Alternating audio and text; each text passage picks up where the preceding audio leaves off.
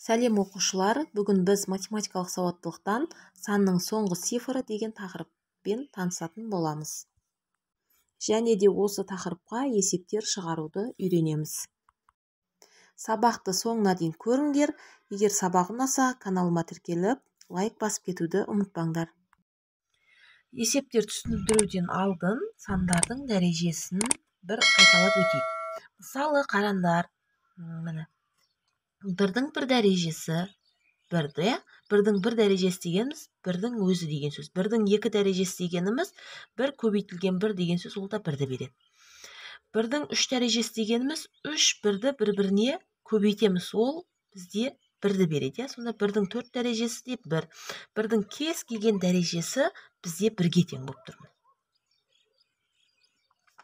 Енді қараңдар, енді 5-ті көрсетейін. 5-тің бір дәрежесі дегеніміз ол 5-тің өзі.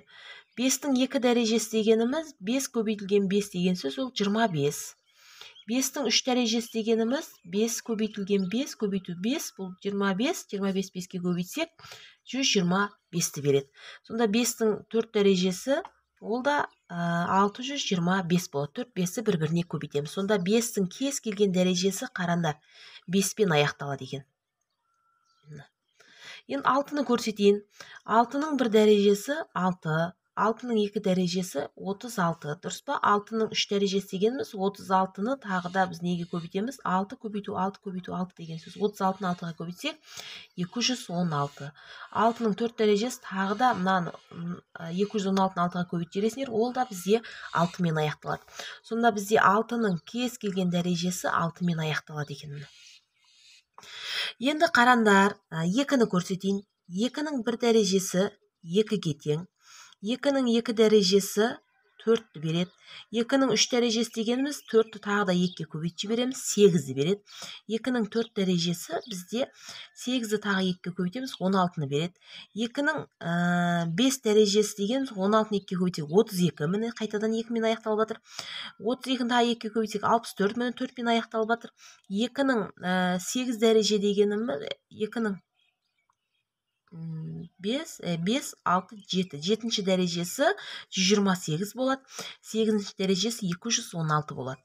Сонда 32 болады, 64 болады, 128 болады, 256 болады. Сонда қараңдар 2, 4, 8, 6, 2, 4, 8, 6. Сонда бізде осы 4 санмен қайталанады. Сонда бұл 4 санмен қайталанады деп жазамыз. Төртеуде қайталанып тұр, я? Төртеуде қайталанып тұр. Ал 3-ті көрсетейін. 3-тің бір дәрежесі 3. 3-тің екі дәрежесі 4 санда қайталанады екен. Осы төртеуіне қайталанады барлық дәреже. 3-тің екі дәрежесі 9. 3-тің үш дәрежесі бізде 27. 3-тің төрт дәрежесі 81. 3-тің 5 дәрежесі дегеніміз 81 тағы 3-ке көбейтеміз, 243. Міне 3-пен қайтадан 3-тен қайталанып жатыр. 3-тің 6 дәрежесі дегеніміз 243-ті 3-ке көбейтеміз, 729 болады. Міне 9. Сонда қараңдар 3, 9, 7, 1. Осы төртеуде қайталанады екен. 4 санда қайталанады. 3-тің дәрежесі. Енді 4-ті көрсетейін. 4-тің бір дәрежесі 4. 4-тің екі дәрежесі 16. 4-тің үш дәрежесі 64. 4-тің төрт дәрежесі 64, тағы да 4-ке көбейтеміз, 216 болады. Сонда қараңдар 4, 6, 4, 6 екеуде қайталанады екен бұл. Сонда міне екеуде қайталанады деп жазып қоямыз. Ал енді 7-ні көрсетейін. 7-нің бір дәрежесі 7-ге тең. 7-нің екі дәрежесі 49-ға тең. 7-нің үш дәрежесі 49-ды 7-ке көбейтеміз, 343-ке тең. 7-нің төрт дәрежесі дегеніміз 343-ті 7-ге көбейтеміз. Соңғы цифрын көбейтейін. 1-ге 1, 2 ойда, 28, 29, 3 ойда. Сонда 24-ті береді екен. сонда қараңдар, бұл 1-мен аяқталып жатыр. Енді біз 7-нің 5 дәрежесін алатын болсақ, мынаны тағы да 7-ге көбейтеміз. Сонда соңғы цифрын көбейте салайын. Мына 7-ге көбейтсек 7 болады. Соңғы цифры 7-мен, сосын 9-бен, сосын 3-бен, сосын 1-мен аяқталады. Не керек? 7-нің дәрежелері осы 4 цифрмен аяқтала беретін. 7, 9, 3, 1. 7, 9, 3, 1 осы 4-еу қайталанатын. 4-еуде қайталанады. 7, енді 8. 8-дің 1 дәрежесі 8. 8-дің 2 дәрежесі 64. 8-дің 3 дәрежесі дегеніміз 64-ті 8-ге көбейтеміз. 4-ті 8-ге көбейтсек 32, 2-мен аяқталады. 8-дің 4 дәрежесі 2-ні 8-ге көбейтеміз. 6 болады, 16 болады да, 6-мен аяқталады. Сонда не керек? Бұл да 4-еумен қайталанады екен. 4 санда қайталанады екен. Ал енді 9-ды көрсетейін.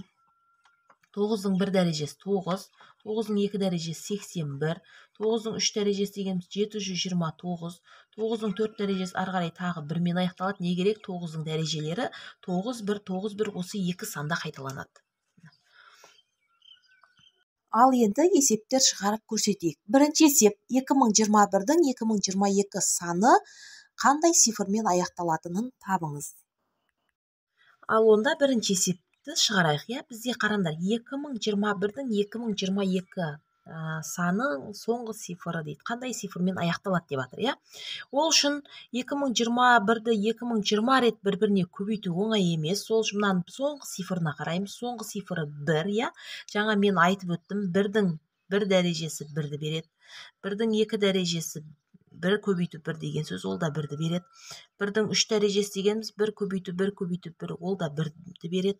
Сонда қараңдар, 1-дің кез келген дәрежесі не керек? 1-дің n дәрежесі 1-мен 1-ді береді. Сонда мына соңғы цифры 1 болып тұр ма? 1-дің бізде кез келген дәрежесі бізде 1-мен аяқталады. Болды, осы жауапты белгілеп қоясындар болды. Екінші есеп 42-нің 42 дәрежесі саны қандай цифрмен аяқталатынын табыңыз. Ал енді екінші есеп шығарайық. Бізде айтады 42-нің 42 дәрежесі санының соңғы цифры деп сұрап жатыр. Қандай цифрмен аяқталады дейді. Ол үшін мынаны жаңа айттым мен, мына бірінші тұрған санға қарамаймыз, мына соңғы тұрған цифрды аламыз. 2, 2-ні көреміз. 2-нің 1 дәрежесі 2-ге тең, 2-нің 2 дәрежесі 4-ге тең, 2-нің 3 дәрежесі 8-ге тең. Жаңада мен көрсеткем. 2-нің 4 дәрежесі бізде 16-ға тең.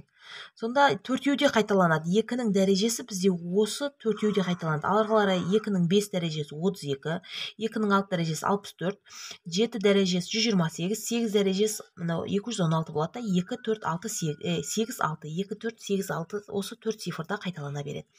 Сонда бізде 4-еуде қайталанып тұр ма? Мына дәрежені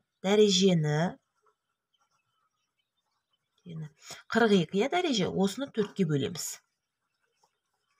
1-ден береміз, 4 аламыз 0 болады да, не керек? 2-ні түсіреміз, жетпейді, 1 0-ді мына жаққа түсіріп жібереміз.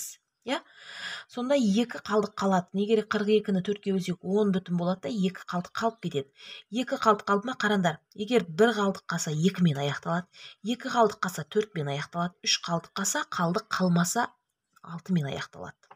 Сонда бізде 2 қалдық қалып тұр, 1, 2, онда бізде 4-те аяқталады екен берілген санымыз. Сонда 4-те аяқталады деп жазып қоямыз. Осы жауапты белгілеп қоясыңдар болды. Үшінші есеп 333-тің 333 дәрежесі саны қандай цифрмен аяқталады?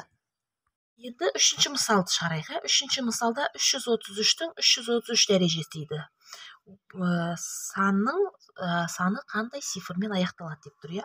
Ол үшін соңғы алдындағы сандарға қарамаймыз. Соңғы цифрдан алып, соңғы цифры 3. Бізде 3-тің 1 дәрежесін аламыз. 3-тің 1 дәрежесі 3, 3-тің 2 дәрежесі 9, 3-тің 3 дәрежесі 27, 3-тің 4 дәрежесі 81. Не керек? Бізде 4-еуде кез келген сандардың дәрежесі 4 санда қайталанады, 2 санда қайталанады, немесе сол санның өзінде ғана қайталанады. Осы 4-еуден артық болмайды. Не керек? Бұл 4-еу шықты ма, ары қарай табудың қажеті жоқ, 4-еуде қайталанады екенмін. Болды. Онда біз мына дәрежені 333-ті 4-ке бөлеміз. 4-еуде қайталанса 4-ке бөлесіңдер. 2-еуде қайталанса 2-ке бөлесіңдер. Енді 3-тен қайтарам жетпейді. Екінші 3-тен қайтарамыз. 33-тің ішінде 4 8 рет бар. 8 жерде 4-тің 32 болады. Аламыз 1 қалдық қалады. Енді 3-ті түсіреміз. 13, 13-тің ішінде 4 3-еу бар. 3 жерде 4-тің 12 болады. Аламыз 1 қалады. 1 қалдық қалып тұр, я. Жаңа мен айттым, 1 қалдық қалса, 2 қалдық қалса, 3 қалдық қалса, қалдық қалмаса, 1 қалдық қалды ма, онда 3-пен аяқталады. Берілген санымыз 3 деген цифрмен аяқталады екен. 3 деген жауапты белгілеп қоясыңдар, болды. Төртінші есеп, 2014-тің 2015 дәрежесі саны қандай цифрмен аяқталады? Енді төртінші мысалды шығарайық, я. 2014-тің 2015 дәрежесі санының соңғы цифрын сұрап жатыр бізде. Бұнда да біз алдында тұрған сандарға қарамаймыз. 2014-ті өзіне 2015 рет көбейту оңай емес. Соңғы тұрған цифрға қараймыз. 4, я. 4-ті аламыз. 4-тің 1 дәрежесі 4, 4-тің 2 дәрежесі 16, 4-тің 3 дәрежесі 64, 4-тің 4 дәрежесі 256. Не керек? Екеу де қайталанады екен, көрінер ме? Екеу. Онда біз мына дәрежені 2015-ті осы 2-ге бөлеміз. 1-ден береміз. 2 аламыз 0 болады. Мынау 0 мына жаққа жазып қоямыз. 1-ді түсіреміз, жетпейді, я. Енді 5-ті түсіреміз. 2 санды 1-ден түсірдік қой, мына жаққа тағы да 1 0 береміз. 15, 15-тің ішінде 2, бізде 7 рет бар. 7 жерде 2-ң 14 аламыз, бізде 1 қалдық қалады. 1 қалдық қалды ма 4-пен аяқталады, қалдық қалмаса 6-мен аяқталады. 1 қалдық, қалдық қалмаса, 1 қалдық, қалдық қалмаса болды. Сонда 1-мен аяқталады екен. Немесе бүйтіп алсаңдар да болады. 4-тің дәрежесі, егер 4-пен аяқталатын санның дәрежесі егер тақ болса, 1-мен деп 4-пен аяқталады. 4-пен аяқталады, жұп болса 6-мен, тақ болса, жұп болса, тақ болса, жұп болса деп есептеуге де болады. 5-ші есеп, 2017-нің 2016 дәрежесі саны қандай цифрмен аяқталады? 5-ші есепте де дәл сондай 2017-нің 2016 дәрежесінің соңғы цифрын табу керек. Бұл да соңғысында 7 екен. 7-мен аяқталып тұр екен санымыз. 7-нің дәрежесін табамыз. 7-нің 1 дәрежесі 7, 7-нің 2 дәрежесі 49, 7-нің 3 дәрежесі 49-ды 7-ге көбейтеміз, 3-пен аяқталады. 7-нің 4 дәрежесі 3-ті 7-ге көбейтеміз, 21, 1-мен аяқталады. Сонда не керек? 4 санда қайталанады екен. Енді біз дәрежені 2016-ны 4-ге бөлеміз. Не керек? 2016-ны 4-ге бөлетін болсаңдар, бізде 504 шығады да қалдық қалмайды, я. 504-ті 4 2016 болады, қалдық 0 болады. Қалдық қалмады ма, онда бізде жаңа айттым мен 1 қалдық, 2 қалдық, 3 қалдық, қалдық қалмаса деп айттым, я. Қалдық қалмаса бізде 1-мен аяқталады екен. 1 деген жауапты белгілеп қоясыңдар, болды. 6-ші есеп, мына қосынды 2005-тің 6 дәрежесі қосу, 2006-ның 6 дәрежесі қосу, 2007-ның 6 дәрежесі қандай цифрмен аяқталады? Енді мына 6-ші есепте, 6-ші есепте енді бізге айтады, қосынды түрінде берілген сандардың дәрежелері қосынды түрінде берілгенде осы өрнек қандай цифрмен аяқталады деп тұр, я. Бұл кезде біз не істейміз? Бірінші мына 2005-тің 6 дәрежесін тауып аламыз. Бізде 5-тің 1 дәрежесімен жаңа тақырыптан бұрын тақырып бастаған кезде айтқан 5-тің 1 дәрежесі 5, 5-тің 2 дәрежесі 25, 5-тің 3 дәрежесі 125, 4 дәрежесі 625, не керек? 5-тің кез келген дәрежесі 5-пен аяқталады. Бұны 5-ті жазып қоямыз. Одан кейін қосу амалы тұрма, қосуды жазасыңдар міне. Одан кейін 2006-ның 6 дәрежесі. Бұның да соңғы цифр 6 екен. Міне 6-ның 1 дәрежесі 6, 6-ның 2 дәрежесі 36, 6-ның 3 дәрежесі 216. Не керек? 6, 6, 6 болып кете береді. Сонда бізде 6-ның дәрежесі, 6-ның кез келген дәрежесі 6-мен аяқталады екен. 6-ны жазамыз да, қосуды жазамыз. Енді 7-ні көреміз. 7-нің 1 дәрежесі 7-ні береді. 7-нің 2 дәрежесі 49. 7-нің 3 дәрежесін табу үшін, мына 9-ды 7-ге көбейтіп жібересіңдер, 63 болады. 3-пен аяқталады. 7-нің 4 дәрежесі 3-ті 7-ге көбейтіп жібересіңдер, 21, 1-мен аяқталады. Не керек? Бұл 4-еуде қайталанады, я. Сонда мына дәрежені енді 4-ге бөлеміз. 6-ны 4-ге бөлетін болсақ, 1-ден береміз да, аламыз 2 қалдық қалады. Жаңа айттым мен 1 қалдық, 2 қалдық қалса, 3 қалдық қалса, қалдық қалмаса. Бізде 2 қалдық та үжіміні 9-бен аяқталып тұр. 9-ды жазамыз. Тең. Енді қараңдар, тең. Міне бізде енді 3-еуін қосамыз. 5-ке 6-ны қоссақ 11, 11-ге 9-ды қоссақ 20 болады. Сонда соңғы цифр 0 болып тұр. Не керек? 0-мен аяқталады деген жауапты белгілеп қоясыңдар. Болды. Жетінші есеп, мына айырма 19-ның 79 дәрежесі азайту 18-ның 79 дәрежесі қандай цифрмен аяқталады деген есеп берілген. Жетінші есепте бізде айырма берілген, осы айырма қандай цифрмен аяқталады деп тұр, иә? Бұл жерде жаңағыдай мына бірінші мына 19 ба 19-ды көбейтіп алмаймыз, тек соңғы цифрын аламыз, 9 аламыз. 9-ның 1 дәрежесін табамыз, 9. 9-ның 2 дәрежесі 81, 9-ның 3 дәрежесі 729, 9-ның 4 дәрежесі не керек? Мына 9-ды тағы да 9-ға көбейтіп жібереміз, 1-мен аяқталады. Сонда не керек? Бұл 2 санмен 9-мен 1-мен аяқталады екен, 9-ның кез келген дәрежесі. Сонда 79 қараңдар. 79 бізде 79-ды 9-ға 2-ге бөлеміз. Екеуі де қайталанып тұр ма? 2-ге бөлеміз. 2-ге бөлеміз. 3-тен береміз, 6 аламыз, 1 қалады. 9-ды түсіреміз та не керек? Енді 9-дан береміз, 18 болады, аламыз, 1 қалады. 1 қалдық қалып тұр, иә? 1 қалдық қалса, қалдық қалмаса, 1 қалдық қалды ма, онда 9-бен аяқталады. Арасында азайту амалы тұрса, азайтуды жазып қоямыз. Қосу амалы тұрса, қосуды, көбейту болса, көбейтуді жазып кете бересіңдер, болды. Енді кейінгі санды қараймыз. Кейінгі сан бізде 18, 18 алмаймыз, соңғы цифрын аламыз, 8-ді аламыз. 8-дің 1 дәрежесі 8, 8-дің 2 дәрежесі 64, 8-дің 3 дәрежесі 64-ті 4-ті 8-ге көбейтеміз, 32, 2-мен аяқталады. 8-дің 4 дәрежесі 2-ні 8-ге көбейтеміз, 16, не керек? 6-мен аяқталады. Не керек? 8-дің дәрежесі осы 4 цифрмен аяқталады, болды. Онда біз 79-ды 4-еуде қайталанып тұрған үшін 4 санда 4-ге бөлеміз. 1-ден береміз, 4 аламыз, 3 қалады. 9-ды түсіреміз та, енді 39-ның ішінде 4 бізде 9 рет бар, иә? 9 жерде 4-ің 36 болады да, аламыз, 3 қалдық қалады.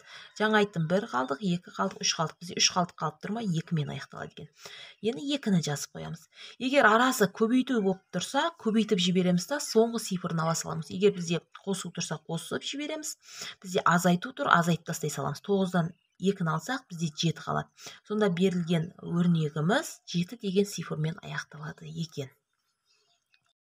8-ші есеп, өрнектің мәнінің соңғы цифрын анықтаңдар деп, мына өрнек беріліпті. Ал енді 8-ші есепті шығарып көрсетейін, иә? Бізде бұл жерде мынау өрнек қандай цифрмен аяқталады деп тұр. Бізде 159-дың мына дәрежесі берілген. Бұны есептеу өте қиын, сол үшін тек соңғы цифрын аламыз, 9 аламыз. 9-дың 1 дәрежесі бізде 9, 9-дың 2 дәрежесі 81. 9-ның 3 дәрежесі 729, қайтадан сосын 1-мен аяқталып кетеді. Не керек? 9-ның дәрежесі екеуі де қайталанады. Жаңа айттым мен, егер дәреже тақ болса 9-бен, жүк болса 1-мен, тақ болса 9-бен, жүк болса 1-мен аяқталады. Екеуі де қайталанатын сандар. Бізде дәреже тақ, сол үшін бұл 9-бен аяқталады. Сразу жазып қоямыз. Азайту. Енді қараймыз, мынау бізде 2. 12 2-мен аяқталып тұр. 2-нің дәрежесін көреміз. 2-нің 1 дәрежесі 2, 2-нің 2 дәрежесі 4, 2-нің 3 дәрежесі 8, 2-нің 4 дәрежесі 16. Не керек? 4-еуде қайталанады. Дәрежені осы 4-ге бөлеміз. 148-ді 4-ге бөлсек, міне 3-тен береміз, 12, аламыз, 2 қалады, 8 түсеміз де, енді 7-тен береміз, 7 жерде 4-ің 28, аламыз, 0 болады. 0 қалдық қалды. Жаңа айттым мен 1, 2, 3, 0 қалдық деген. 6-да аяқталады. 6-ны жазамыз. Одан кейін азайту тұр, азайту. 6-ны, мына 26-ның 62 дәрежесі дейді. 26 бізде 6-мен аяқталып тұр. 6-ның 1 дәрежесі 6, 6-ның 2 дәрежесі 36, не керек? 6-ның кез келген дәрежесі 6-мен аяқталады. 6-ны жазамыз. Минус, одан кейін тағы да минус тұр. Одан кейін сан 13 екен, 3-пен 3-ті аламыз. 3-тің 1 дәрежесі 3-ті береді, 3-тің 2 дәрежесі 9, 3-тің 3 дәрежесі 27, 3-тің 4 дәрежесі 81. 4-еуде қайталанады. Дәрежені 4-ге бөлеміз. 521-ді 4-ге бөлеміз. 1-ден береміз. 4 аламыз, 1 қалды қалады. 2-ні түсіреміз. 12-нің ішінде 4 бізде 3-еу бар, я? 3-тен береміз. 12 болады, аламыз 0 болады. 1-ді түсіріп қоямыз, 1-ді түсіріп мына жаққа 1 0 беріп жібереміз. Сонда 130 бүтін болады да 1 қалдық қалады, иә. Бізде 1 қалдық қалса, жаңа айттым, 1 қалдық қалса 3-пен аяқталады. Неде? 3-ті жазамыз. Одан кейін қосу амалы тұр. Қосу дейміз да. Енді мына 4, иә, соңғы цифры. 4-тің 1 дәрежесі 4, 4-тің 2 дәрежесі 16. 4-тің 3 дәрежесі 64, 4-тің 4 дәрежесі 256. Не керек? Екеуі де қайталанып тұр. Жаңа айттым, дәреже, екеуі де қайталанған сандардың дәрежесі жұп болса 6-мен, тақ болса 4-пен аяқталады. Бізде жұп дәрежесі, ол үшін бұл 6-мен аяқталады. Тең. Енді 9-дан 6-ны аламыз. 3, иә, 3-тен 6-ны алған кезде қараңдар, 3-тен 6-ны аламаймыз ғой, иә. 3-тен 6-ны алған кезде мына қараңдар, алдындағы саннан бір қарыз әпереміз ғой, 13 болады. 13-тен 6-ны алсақ 7 болады, не керек. Сонда міне 7 қалды деп есептейміз да, 7-ден енді мына 3-ті аламыз. 4 болады ғой, 4-ке 6-ны қоссақ 10 болады да, не керек? Соңғы цифры бізде 0-мен аяқталып тұрмын, 0-мен. Сонда 0-мен аяқталады депкен сан жауапты аласыңдар, болды. Аяқталады. Осымен сабағымыз аяқталды, балалар. Сабақ түсінікті болса, каналыма тіркеліп, лайк басып кетуді ұмытпаңдар.